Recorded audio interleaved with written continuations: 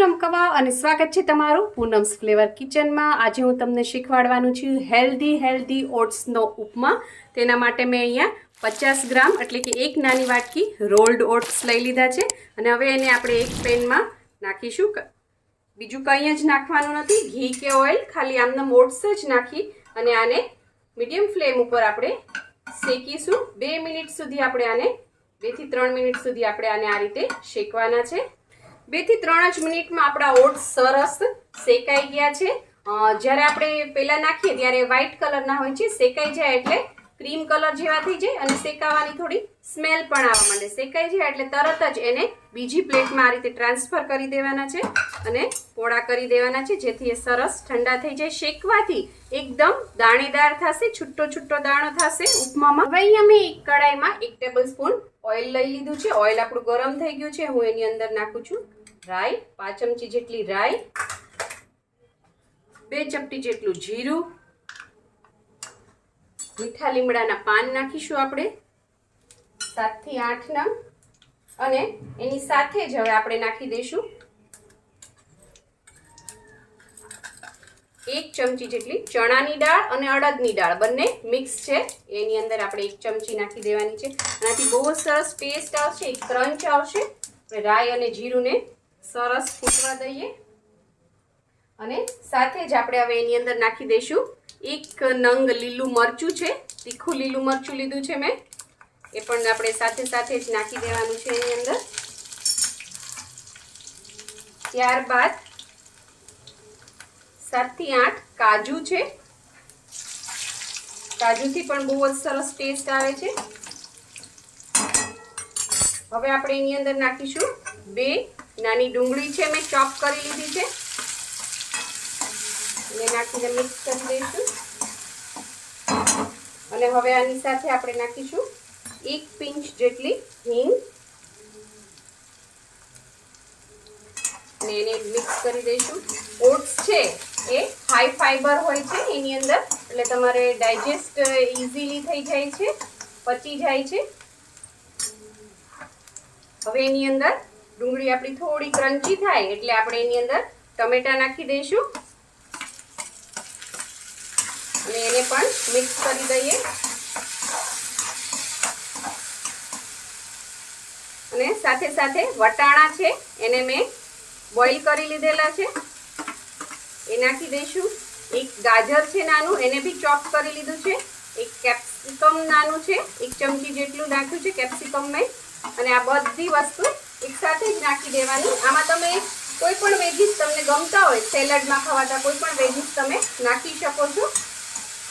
એકદમ હેલ્ધી ઉપમા રેડી થશે। બ્રેકફાસ્ટમાં, light dinner કરવું હોય તમારે, લંચ બોક્સમાં બાળકોને દેવું હોય તો બહુ જ સારું રહે છે। અને ઓટ્સ છે એ તમે થોડો પણ ખાશો તો પેટમાં તમને હેવી ફીલ થશે, એટલે વારે તમને ભૂખ નહીં લાગે અને એનર્જી, પ્રોટીન, કાર્બોહાઈડ્રેટ્સ બધી વસ્તુ એની અંદર બહુ સરસ હોય છે, ગુડ ફેટ્સ હોય છે એની અંદર,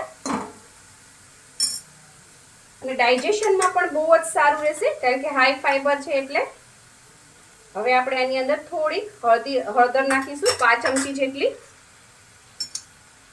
અને એને પણ સરસ મિક્સ કરી દઈશું। હવે 2 મિનિટ સુધી આ બધા વેજીસને આપણે કૂક થવા દઈએ એટલે એકદમ ક્રન્ચી થઈ જાય। હવે હું આની અંદર થોડુંક લાલ મરચું નાખું છું। લાલ મરચું ઓપ્શનલ છે, તમારે નાખવું હોય તો નાખવાનું।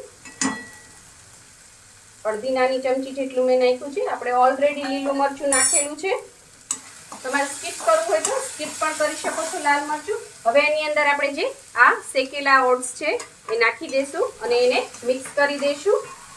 તમારે વજન ઉતારવું હોય, પેટનો ભાગ વધારે હોય, ચરબી હોય તો આ બેસ્ટ ફૂડ છે એના માટે। તમને બોડીમાં બધું મળી પણ રહેશે અને વજન પણ નહીં વધે। તમે જેવું ઓટ્સ નાખશો એટલે બધું એકદમ ડ્રાય થવા લાગશે। હવે આપણે એની અંદર ગરમ પાણી નાખવાનું છે,